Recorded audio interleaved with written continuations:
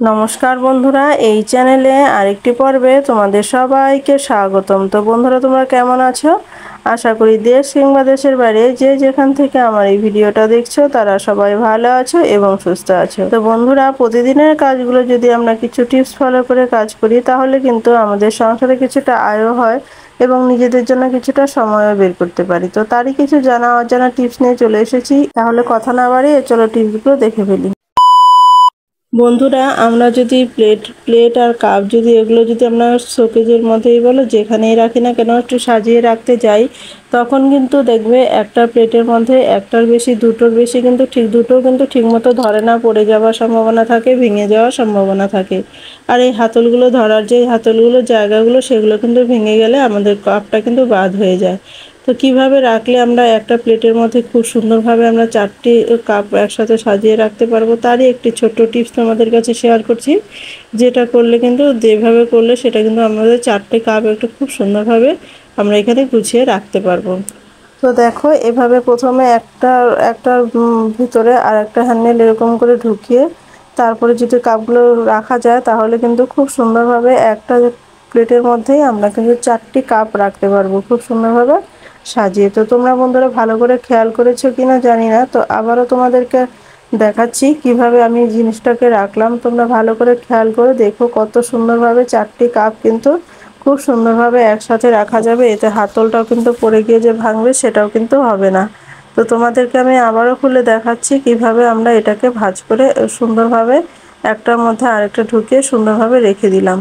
তো দেখো কিভাবে করতে হবে, এরকম করে নিয়ে তারপরে এরকম একটার ভিতরে আরেকটা ঢুকিয়ে দিয়ে তারপরে তোমরা কি করবে, এইভাবে যে আরেকটা মুখটা রয়েছে এরকম হাতলটাকে আবার এই মুখের মধ্যে ঢুকিয়ে দিবে। তারপরে এইভাবে আবার আবার আরেকটা হাতল এটার মধ্যে মুখের মধ্যে ঢুকিয়ে দিয়ে এই হাতলটাকেও এটার মুখের মধ্যে ঢুকিয়ে দিবে। তাহলেই দেখতে পারবে কত সুন্দরভাবে একটা প্লেটের মধ্যে কত সুন্দরভাবে 4টি কাপ সুন্দরভাবে সাজিয়ে রাখা যায়। তো আশা করি তোমাদের এই টিপসটিও ভালো লেগেছে। তো ভালো লাগলে লাইক করে দিও। তো চলো বন্ধুরা, আমরা পরবর্তী টিপসটা দেখে নেই। তো বন্ধুরা, আমরা প্রত্যেক মহিলারাই নেল পালিশ পরতে খুবই পছন্দ করি, আর নেল পালিশ পরতে পছন্দ করে না এমন মহিলা কিন্তু খুবই কম রয়েছে।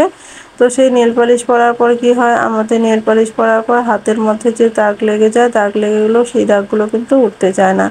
তো দেখো, এইভাবে দাগগুলো যদি লেগে যায় তাহলে কিন্তু উঠতে চায় না। তো কিভাবে এই দাগগুলো আমরা খুব সহজেই উঠাতে পারবো, দাগ লাগবেই না, আমরা কিভাবে নেল পালিশটা পরলে, আর যদি এইভাবে খোলা রেখে দেই, যদি এইভাবে আমরা চাপ না দিই তাহলে তো নেল পালিশটাও তাড়াতাড়ি শুকিয়ে যাবে, তাই না? তো কিভাবে আমরা নেল পালিশটা পরলে খুব তাড়াতাড়ি এরকম করে হাতের মধ্যে দাগ লেগে যাবে না। তো দেখো, এইভাবে যদি আমরা একটু নারকেল তেল দিয়ে তারপরে এরকম করে চাপ দিয়ে ধরে তারপরে যদি নেল পালিশটাকে পরি তারপরে কিন্তু নেল পালিশটা কিন্তু আমাদের হাত দিয়ে কিন্তু উঠে যাবে। তো দেখো, তোমাদেরকে দেখাচ্ছিও আমি। তো দেখতেই পাচ্ছ, নারকেল তেল দিয়ে নিলাম আমি, নারকেল তেল দিয়ে তারপরে আঙুলটাকে এইভাবে চাপ দিয়ে তারপর আমি নেল পালিশটাকে পরে নিলাম।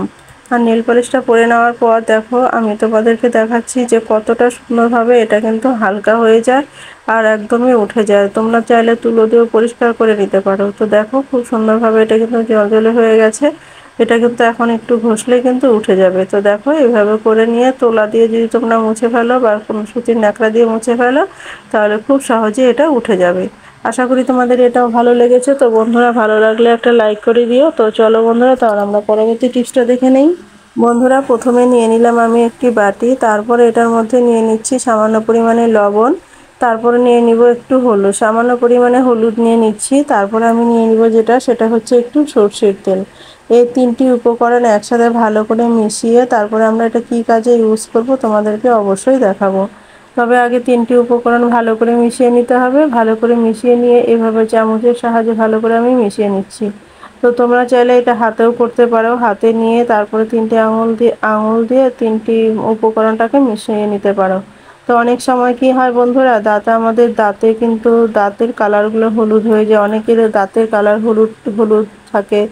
তারপরে হচ্ছে যেটা পায়রিয়ার গন্ধ হয়, মুখ দিয়ে কিন্তু প্রচুর গন্ধ হয়, এটা দিয়ে যদি তোমাদের সপ্তাহে তোমরা 3 দিন 4 দিন দাঁতটা মেজে নাও না, তাহলে কিন্তু এই যে পায়রিয়ার গন্ধ বা যে হলদেটে ভাব, দাঁতের মধ্যে যে হলদেটে ভাব থাকবে এই ভাবটাও কিন্তু চলে যাবে এবং পায়রিয়ার যে গন্ধ হয় সেটাও কিন্তু চলে যাবে।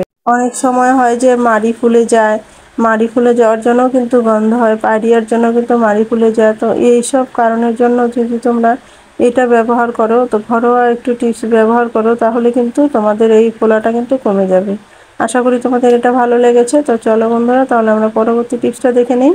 তো বন্ধুরা, আমাদের এই ধরনের ব্যাগগুলোর মধ্যে, অর্থাৎ আমরা যে কোনো পার্টসের মধ্যে একটা সেফটি পিন রাখা খুবই দরকার। তো কেন বন্ধুরা আমি বলছি সেফটি পিন রাখার জন্য খুবই দরকার, আর এটা কিন্তু আমাদের অনেক ঝঞ্ঝাট থেকে আমাদের বাঁচিয়ে দিতে পারে এই সেফটি পিন। সেফটি পিনটা কী কাজে আমরা ইউজ করব? তো বন্ধুরা, আমরা যখন ব্যাগের মধ্যে আমরা যদি সেফটি পিনটা রেখে দিই, এটাই উপকার হবে যে আমরা যখন কোথাও বেরোই তখন কিন্তু আমরা তালা দিয়ে গেটে বা ঘরে তালা দিয়ে তারপরে আমরা বাড়ি থেকে বেরিয়ে যাই। আর চাবির জন্য কিন্তু এক্সট্রা আমরা কোনো কিছু ব্যবহার করি না যে চাবিটা এখানে রাখবো বা সেখানে রাখবো। তো বন্ধুরা, যদি আমরা এরকম করে চাবিটাকে ভিতরে রেখে দেই, তাহলে তো যাওয়ার সময় এরকম করে রেখে দেই, তাহলে কিন্তু আমাদের এই চাবিটাকে আবার এসে কিন্তু খোঁজাখুঁজি করতে হয়, হয়তো দাঁড়িয়ে দাঁড়িয়ে অনেকক্ষণ আমাদের চাবি খোঁজাখুঁজি, এত ব্যাগের ভিতরে এত জিনিসের মাঝে এটা খুঁজেই পাওয়া যায় না, খুব সমস্যায় পড়তে হয়। অনেকক্ষণ দাঁড়িয়ে থাকার পর হয়তো চাবিটা পাওয়া গেল। তো এরকম করে তা না, যদি না করে আমরা যদি এরকম করে একটা যদি আমাদের সেফটি পিন লাগানোই থাকে একটা ভিতরে, তাহলে সেফটি পিনটা খুলে এইভাবে চাবিটা রেখে দাও, রেখে দিয়ে আমরা কোথাও যদি যাই তাহলে কিন্তু কোনো অসুবিধাই হবে না। আসবো শুধু সেফটি পিন থেকে চাবিটা বের করে নিয়ে আমরা তালাটাকে খুলে চটপট করে কিন্তু আমাদের কাজটাও চটপট হয়ে যাবে, এবং চাবিটাও কিন্তু আমাদের সুরক্ষা থাকবে। খোঁজাখুঁজি করতে হবে না, আর চটপট করে আমরা গেটটা খুলে আপনার ঘরের ভিতরেও ঢুকতে পারবো। আশা করি তোমাদের এই টিপসটি অনেক বেশি ভালো লেগেছে। তো বন্ধুরা, ভালো লাগলে একটা লাইক করে দিও, আর বন্ধু বান্ধবদের কাছে শেয়ার করতে বন্ধুরা একদমই ভুলো না কিন্তু। চলো তাহলে আমরা পরবর্তী টিপসটা দেখে নিই। তো বন্ধুরা, আমাদের গ্যাস সিলিন্ডার, আমরা তো গ্যাসে প্রত্যেকেই রান্না করে থাকি, আর গ্যাসগুলো কি হয় মাঝে মধ্যে যদি আমাদের এইসবগুলো কাজ একটু না করে নিই, তাহলে কিন্তু আমাদের মাঝে মধ্যেই গ্যাস কিন্তু ঠিক করে দোকানে ঠিক করতে দিতে হয়। আমরা বুঝতে পারি না যে গ্যাসে কী সমস্যা হয়েছে, গ্যাসের উনানের কী সমস্যা হয়েছে। তো দেখো বন্ধুরা, এই যে গ্যাসের উনানগুলো অনেক সময় হয় কী হয়, কার্বন খাবার দাবার পড়ে গিয়ে এখানে খাবার দাবার জমে কার্বনের সৃষ্টি হয়, কার্বন জমে গিয়ে এখানে কিন্তু আমাদের এটা নষ্ট হয়ে যায়। নষ্ট হয়ে যাওয়ার পরে আগুনটা কিন্তু এদিক সেদিক দিয়ে বের হয়ে আসে বা জ্বলে না ঠিক মতো, তখন কিন্তু আমাদের নিয়মিত কিন্তু গ্যাসটা বেরোতেই থাকে কিন্তু বেরিয়ে আসে না। আমরা কিন্তু আগুনের যে সার্ভিসটা সেটা কিন্তু ঠিক মতো পাই না।